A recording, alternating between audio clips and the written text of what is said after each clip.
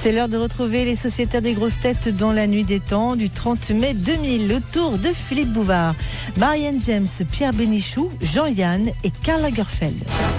En quoi consistait jadis la coutume sexuelle dite du primanoxisme? Ah, je peux pas le dire. Je peux pas le dire. Donc ça serait indiscret. Allez. C'est une coutume qui... Primanoxis. On monte à des temps reculés, puisque c'est vieux comme vos robes, monsieur Lagerfeld. Oh, lui qui a un style si moderne, vous dites c'est vieux comme vos robes. On dit toujours vieux comme tes robes. Ah oui, d'accord, comme mes robes. Je comprends, moi, ça fait pas plaisir. La primanoxis. Ça remonte au Moyen-Âge. La première fois que la dame est passée à la casserole. Attendez, la dame, elle va vivre sa nuit de noces. Oui, et donc avant la nuit de noces, il y a un mec qui vient et qui lui en fait croquer. Ouais. Alors, j'aimerais savoir qui précède le mari. Il l'a dégourdi, quoi. Dans la couche de l'épousée. Et ben, c'est l'officiant, le mec qui va les marier. Le docteur, ou le père. Le père, non, faut pas exagérer non plus. Non, c'est quelqu'un. Le facteur. Son amant, celui qui la saute depuis 10 ans non, déjà. pas du tout. C'est quelqu'un qui va s'assurer de sa virginité. C'est quelqu'un qui fait partie de la noce avant d'y être. C'est le... Non, quoi? À quoi? Quelqu'un qui fait partie de la noce avant d'être quoi? Avant d'être à la noce, parce que c'est agréable de... Mais c'est un mec alors, de toute façon. Évidemment. Ça aurait pu être un docteur, un homme de loi, un curé. Son confesseur. Non. C'est le beau-frère. D'abord, dans quel pays ça se trouve, ça? Le père du marié. Ça se passe en France. Moyen-Âge? Mais il y a très longtemps. C'est le seigneur du pays. Primanoxis, vous dites? L'employé du gaz qui le primanoxisme. Et il n'y a pas un homme qui vient, il y en a plusieurs. Ah, c'est la 6e de mes brigades d'artillerie. Ouais. C'est les compagnons de la chanson. C'est tout biscuit. Non, ben je sais pas, moi, c'est... Tous les mecs là... Ils font que ça, c'est leur seul métier? C'est leur seule fonction ou ils font autre chose? Non, ils font autre chose. Mais alors il a grimpe à 12 ou quoi? Eh ben c'est les serveurs. Ils sont 3-4, pas plus. Crois qu'ils la tiennent. Il y a un qui la coiffe. Mais qu'est-ce qu'ils font? Souvenez-vous que dans certains pays asiatiques, c'est le prêtre chargé de célébrer le mariage. Ici c'est pareil mais avec des scouts. Donc c'est les, je sais pas, les enfants de cœur? Non, pas de cœur. Les enfants de troupe. Les enfants de troupe, les enfants de... L'enfant de Marie? Non, c'est pas les enfants de cœur. Les enfants du prêtre. Les enfants du prêtre. Les enfants de mes deux. Oh, c'est un florilège. Les enfants de quoi? Les enfants? Non, ce sont pas des enfants, mais... Les jeunes gens, ils tiennent... Les enfants qui s'aiment, s'embrassent debout contre le porte de la nuit. Les mômes derrière qui tiennent la jupette, là, comment ça s'appelle? Les garçons d'honneur. Les garçons d'honneur. Exactement. Les garçons d'honneur qui sont d'ailleurs souvent des... Mais vous vous rendez compte? Des adolescents. Imaginez qu'elle épouse un vieux machin, alors avant ça, elle a du 17 ans, du 19 ans dessus, et tout ça. C'est génial. Non mais écoutez, je voudrais répéter cette phrase. Elle épouse un vieux machin, et avant cela, elle a du 17 ans, du 19 ans dessus. Comment on a J'ai rarement vu quelque chose de plus trivial que cette phrase. Elle a du 17 ans et du 19 ans dessus. Mais parce qu'attends, les jeunes filles, on les marie à 12-13 ans au Moyen-Âge. 14 ans. 14 ans? Je vous vois rentrer dans une boîte de nuit en disant: est-ce que vous avez du 17 ans ce soir? Oui, je reconnais que c'est un peu dru, mais l'époque l'était, non? Enfin, je sais pas. Du 17 ans, il y en a en sous-sol, non, je les voudrais dessus. Non, mais j'imagine des petits garçons d'honneur, mais aussi mignons qu'on les confond presque avec des filles. Les garçons d'honneur, ils n'ont pas forcément 12 ans, ils peuvent avoir... Mais les garçons d'honneur et les jeunes filles d'honneur, généralement, ce sont des jeunes. Les garçons d'honneur avant-hier... Ils n'ont pas d'expérience. C'était quelle époque, ça? Mais attendez, je comprends pas, c'est le bordel cette histoire. Cette jeune fille va se marier et il y a des jeunes, genre 3 ou 4, qui viennent la déflorer avant le mari. Oui. Quand il se plonge dans ses fiches, c'est qu'il sait pas. C'était à quelle époque? Alors Philippe, on voudrait vous demander, on est un groupe de copains là, on voudrait vous demander, c'était à quelle époque? Là, il y a du 50 ans. Si vous êtes un copain, vous me laisserez parler d'autre chose. D'accord. Mais alors... Monsieur Pontel, pardon? Oui, mais alors, le type qui a été garçon d'honneur au mariage de Martine Aubry, c'est lui qui a... Ah oui, puisque vous nous dites, c'est il y a longtemps. C'est pas une femme du Moyen-Âge, Martine Aubry. C'est une femme d'un âge moyen. Ah ouais. Ça remonte avant, oui, vous avez raison. C'est bien avant le Moyen-Âge. J'aimerais savoir la signification de primanoxisme. La première nuit. Mais noxis, ça veut dire quoi? Non. Bah, Nox. Océanonox. Océanonox. Elle a pris de l'os. Combien de marins? Combien de capitaines Et combien de garçons d'honneur qui sont partis bourrés pour des courses lointaines, qui sont jamais revenus. Monsieur Pontel demande qui interprétait le rôle du général Custer dans La piste de Santa Fe de Michael Curtis en 1940. Victor Mathieu. John Wayne, non? Non. Un truc comme ça. Tony Curtis. Quelqu'un qui devait... Reagan. Oui, c'était Ronald Reagan. Très bonne réponse de Jean-Yann. Philippe Bouvard sur RTL, 4h, 4h30, les grosses têtes dans la nuit des temps. Question de Madame Douchy de la Varenne. Que signifie pour un Indien aller vers la forêt? Mourir. Hein. S'en aller et rentrer dans la forêt pour ne plus revenir, pour ne pas gêner les jeunes et laisser la place et s'en aller crever dans un coin. En laissant le pognon à la maison. C'est une bonne réponse de Jean-Yann et une très belle expression indienne. Notre grand-père, il attend que les mecs lui disent non, fais pas ça, mais les mecs ils disent pas. Il arrive, il dit je vais vers la forêt. Ouais, c'est ça, grand-père, vas-y, c'est la deuxième à gauche. Lui, il croyait qu'on allait lui dire non, s'il te plaît. Moi, j'avais une maison assez large, je la vends, je veux plus. C'est pour ça qu'ils sont en train de replanter le parc du Sénat. Oui. Et en fin de compte, on est comme des Indiens, là, nous, ici. On est un peu comme des Indiens, vous êtes le grand chef Sioux. Vous voulez que je vous offre des plumes? Très joli. Allez, une petite plume dans le cul, filou. Mon fils, si. Non, mais c'est pour descendre l'escalier. Si, non, attendez, vous imaginez. C'est pas là où ils la mettent, mais bien sûr. Mais nous, attendez, c'est des Mais Indiens. quand même, les femmes, elles ont un... Ah, c'est fou, hein. Un kilo maintenant, parce que nous, jamais, en 24 ans, jamais on vous a dit, mon petit filou... Moi, je préférais mourir, moi, que de lui dire. Ah, vous êtes chauchant. Moi, on m'oblige à dire un truc comme ça, je vais dans la forêt, je pars tout de suite. Mais vous pensez jamais que vos parents pourraient vous entendre? Non, jamais, non. Non, mais attendez, c'est un petit string très joli qui tient avec un petit plastron. Et derrière, une grande plume irisée avec des petits diamants dessus. On est pour Moulin Rouge. C'est Rouge. très beau. Elle aggrave son cas.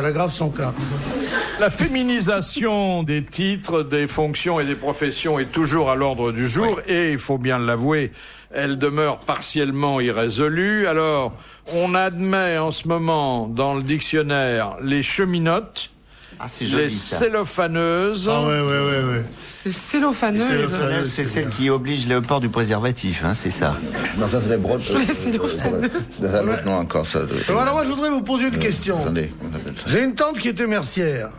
Elle me laisse sa boutique. Est-ce que je dois mettre mercier dessus? Une question. Mettez mercerie. Ah non, c'est les Italiens qui veulent mettre Alors moi, est-ce qu'on dit des éboueuses? Il n'y en a pas. Il n'y en a pas. Il n'y en a pas. Oui, Pas une la à Paris. parité maintenant. Il n'y a pas une seule nana engagée à la Il faut bien mairie. qu'on mette aussi des bonnes femmes pour vider les poubelles. Les non? poubelles pour aller danser. Oui. Pour aller danser. C'est comme la chanson des films. Maintenant, les poubelles girls. Et alors, en revanche, il y a déjà des pompières. Ah ouais. Ah, c'est joli. Monica est une, non? Monica est une, non? Ah oui, Monica, oui. Monica est une pompière, dit... Mais je vois que M. Lagerfeld a bien compris, là. Il est à Même si l'unisson, notre français n'est pas parfait. Ah oui, mais s'il vous manque quelques mots, vous avez bien compris la chose, Nous avons plusieurs idoles comme ça. Ah oui. Nous avons eu dans le temps le président Félix Faure, dont la fin était exemplaire. Nous avons eu ensuite Monica, et puis Monsieur Paul, qui est... Vous connaissez Monsieur Paul, non Je connais l'histoire, mais je ne sais pas qui c'est. Le chauffeur de... Oui, je sais. Oui. Est-ce que vous avez habillé Lady Di? Oui. Je préfère l'histoire de ma plume. C'est truculent, mais ça fait pas de mal. Eh oui, Karl Lagerfeld l'a habillé, Monsieur Paul l'a emballé. Question de Monsieur Scran de Dunkerque. Quel lieu géographique a changé de nom entre 1964 et 1973 ? Tous les trucs où il y avait inférieur. Oui, les départements. Non. Scène inférieure. C'est pas chez nous. C'est pas chez nous. Ah bon? Pas chez nous. Je vais dire le centre de la Les France. Inuits, les Inuits. Les Inuits. Inuit. Le Togo qui s'est appelé c'est en Afrique. Oui. Il y a juste le nom qui a Il y a changé. plein de pays africains. Le Zimbabwe, tous ces trucs-là, ça a changé de nom. C'est pas un pays, c'est une petite région, mais dont on a beaucoup parlé dans les journaux. Sur une planète ou sur la nôtre? Sur la nôtre. On s'est aperçu que les pôles... C'est la place qui est devenue place Claude François dans le... Il y en a une. Ouais, qui s'appelait avant Jean Moulin. Oui. Rentre ici, Claude François, avec ton cortège. Alexandrie, oui. C'est un lieu géographique qui a changé. Enfin, c'est le nom qui a changé où on s'est aperçu de l'erreur et on a changé de place. Non, c'est le nom parce que on l'a débaptisé en 64 et après on est revenu à l'ancien nom. C'était place Le Neuf. Non. Je sais pas si vous avez vu à la téloche, quand même, il y a un truc tout à fait formidable, c'est que ils ont plus ou moins perdu le procès, Ils ont touché 5 000. Bon, d'accord. Et alors maintenant... Non, 5 000 francs chacun. Bon. Alors ils ont changé le truc et maintenant on l'appelle Monsieur Leneux, ce qui n'est pas beaucoup mieux, parce que maintenant tous les mecs qui s'appellent Leneux, ils n'ont pas fini de s'emmerder, alors, si j'ose dire. Et le mec, c'est le type, il a la même tête. Le type qui faisait le 9, et il y a un gars qui dit « Alors, monsieur Leneux !» Ils vont avoir les mêmes coups de téléphone, ils vont encore 5 000 francs.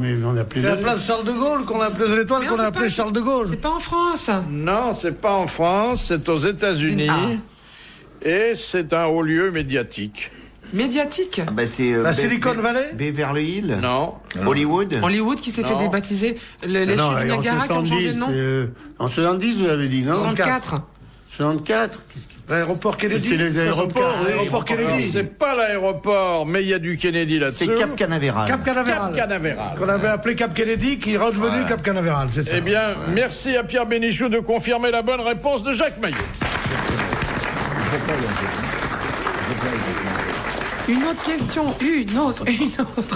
De Monsieur Tabar, au Japon toujours, quel usage fait-on du chrysanthème en dehors de sa fonction ornementale? Culinaire. Alors, qu'est-ce qu'on en fait? Des petits beignets, non? Non. Non, des petits... Des ragoûts? Non. On farcit de... Non. De la soupe? Non. Des tartes. On les mange en salade. En salade. La salade de chrysanthème. Et je vous recommande ça. Ah oui, au Père Lachaise, ils la font très bien. Oui. Alors ça, les salades de chrysanthème qu'en novembre. Oui. Salade de chrysanthème. Vous avez mangé des salades de chrysanthème? Non. Oui, je vais pas aller jusque-là. Il y a un restaurant où ils le font à Paris, le Croque-Mort, ça s'appelle. Pour commencer, vous prendrez bien une salade de chrysanthème. Après, après vous avez barbac. Chez Borgnole, avec une petite bière. Et une viande froide.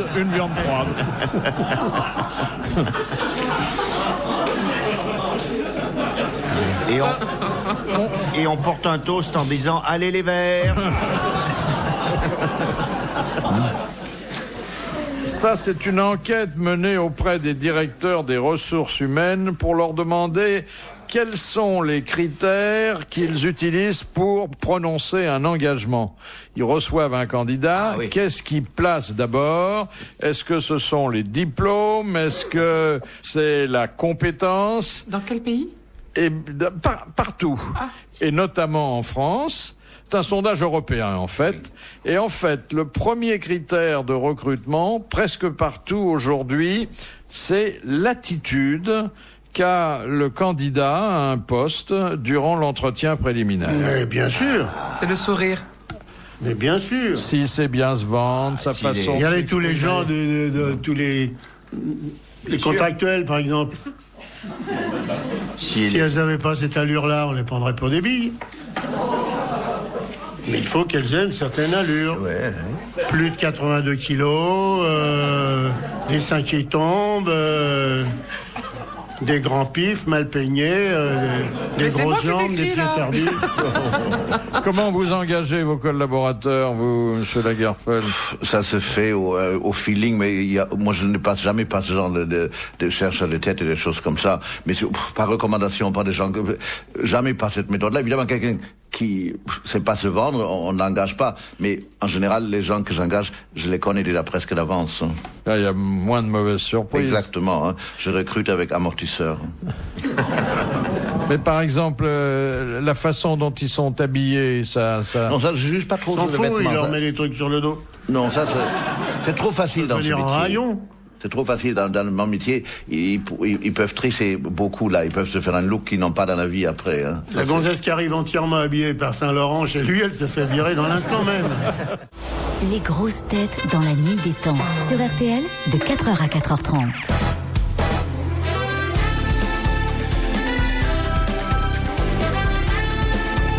Le 30 mai 2000, Marianne James, Pierre Bénichou, Jean-Yann et Karl Lagerfeld étaient les invités des grosses têtes dans la nuit des temps orchestrée par Philippe Bouvard. La question suivante nous ramène au Vatican. Ah, enfin. Ah, il n'y a pas une seule question. 2h30 que j'attends. Enfin. Comment va-t-il? Le Vatican, j'aime ça. Moi. Le pape, il va pas mal. Il va pas mal, oui. Alors, Monsieur Perry demande quelle est la fonction de sœur Paola au Vatican. Bah, c'est celle qui a remplacé celle qui s'occupait de Jean 23, c'était Ouais. mère... Non, Jean 23, c'est non, Paul VI. Non, c'était Paul VI. Paul VI, C'est oui. intendante. Jean 23, il avait d'autres... C'est un gouvernant. Gouvernante, intendante, femme de chambre. oui. Ça, c'est connu. Ah, elle lui choisit ses vêtements. Sœur Paola s'occupe de la garde-robe. Non. C'est son Elle est infirmière. goûteuse. Non. Elle est goûteuse, elle goûte ses plats. Non, elle n'a pas d'ailleurs un poste auprès du Saint-Père, mais un poste important, Attaché de presse, alors. médiatique, À Radio Vatican. à Radio Vatican. Elle est speakerine. Alors, elle donne le La bulletin météo. de... Elle donne Santé. son bulletin de santé. Elle a une... C'est le docteur Gubler, quoi, en quelque Ah, elle sorte. fait l'horoscope. Elle fait l'horoscope des saints. Elle lui lave les pieds. Non. Mais non, à la C'était la radio. sœur Pasqualine, hein, dont Ouais, vous Pasqualine. cherchiez Oui, c'est ça, oui, c'est le ça, nom. oui, oui. Ah ben Oui, c'est oui. ma petite sœur, la sœur Pasqualine, bien sûr. Mais puis 12 en avait une aussi, hein. Pasqualine. C'était une brave femme. Oh, je te dis que ça. Elle travaille qu'à la radio, alors. Alors, c'est son elle poste. travaille à la radio et elle assume à la radio une charge qui n'est pas toujours dévolue aux hommes. Elle fait la traduction dans toutes les langues. Non, Elle donne les recettes de cuisine. non, Pour Elle rester. donne l'heure. non. Et c'est assez difficile à faire. Et, Ah, les résultats sportifs du. alors, pas les résultats sportifs, Les Elle résultats- mais commente le foot. exactement. Commente le foot. Elle commente les matchs de foot à la télé et à la radio Vaticane. Bonne réponse de Jean-Yann et merci à Marianne James. Je veux dire, c'est une radio qu'on écoute peu, hein. Vous peut-être. Et avec la cornette, elle voit les deux toriques en même temps, comme ça. quand C'est le Thierry Roland du Vatican. Ah, ouais. Mais le pape était fou de football. D'ailleurs, une fois, il a voulu aller voir un match de football. Il a pris l'avion comme un fou. Et il est arrivé parce qu'il y avait l'Inter de Milan qui jouait contre une équipe belge. Il arrive en Belgique avec l'avion. Il loue une voiture. Il prend une voiture et un chauffeur, là, un taxi. Non, une voiture louée avec un chauffeur. Et le type va pas assez vite. Alors il dit mais fais vite, le match commence à 8h30, il est 8h15. Alors le type il dit ah non, ici c'est impossible, la vitesse est à 60 km/h, nous ne pouvons pas aller plus vite. Il dit mais bourre, connard. Bon, je ne peux pas. Il dit bon, alors, mets-toi à côté, je vais conduire. Et le pape conduit comme un fou, il arrive, il y a 120 à l'heure, là il est arrêté par des types qui disent alors, monsieur, vous savez à quelle vitesse vous allez 2 fois la vitesse. Il dit, oui, mais je vais voir le match de foot. Non, montrez-moi vos papiers. Il voit les papiers, quand même, il voit que c'est le pape et tout ça. Il dit, s'emmerdant, il téléphone à son supérieur, il dit, il y avait un type là qui était là, mais c'est un personnage très important, je ne sais pas si je dois verbaliser, n'est-ce pas? Alors tu dis, c'est un personnage important, c'est quand même pas le préfet de police. Il dit, non, c'est plus. Il dit, mais alors vous n'allez pas me dire, c'est quand même pas notre roi Albert. Il dit, c'est encore plus. Il dit, mais qui est-ce? Il dit, ça, je ne peux pas te dire exactement, mais en tout cas, son chauffeur, c'est le pape.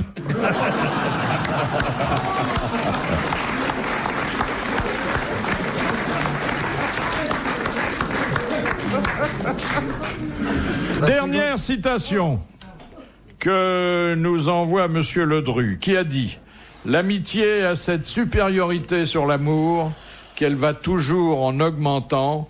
C'est un vin dont la dernière bouteille est la meilleure. » Oh putain, oh là là, Connard qui Frise les lieux communs, hein. oh ya ya. Ah, c'est beau, c'est bien dit. Oh, c'est un ramassis de qu'il a conneries. C'est un des auteurs les plus ennuyeux du siècle, là, vraiment. Bon, en école, Ils ont vous pas êtes dans un d'amis, ces dîner. gens-là, mais c'est Vous vrai. êtes dans un dîner, il y a un mec qui vous envoie ça fait tout par terre. C'est quelqu'un qui est Vous êtes vivant. découragé pour la soirée. Il est vivant ou il est mort? Mais tu le un Il est bon mort dans précepte, mon Il est petit. mort et je préfère parce que si vous avez entendu, vous l'auriez fait beaucoup de peine. Ça peut être qui Le c'est. Le général mec, de il est là. Gaulle. Oh, l'amitié est la chose la plus formidable. Vous n'êtes même pas capable de la citer. Parce que l'amour, c'est le contraire, et il n'en dirait pas. Les dernières bouteilles sont les meilleures. C'est là, machin, mais tu as la dernière bouteille, monsieur. Alors, c'est un auteur, c'est un grand écrivain. Poivreau, Victor Hugo. Du 19e siècle. Oh, Poivreau, voilà. Maupassant. Stendhal. Non. Balzac. Enfin, un écrivain extrêmement prolifique et encore lu par Balzac. les jeunes. Alors c'est Balzac. Alexandre Dumas, Victor Hugo. Alexandre Dumas. Bonne réponse de Jean-Yann. Bravo, merci. À la prochaine. Retrouvez les grosses têtes dans la nuit des temps à tout moment sur RTL.fr.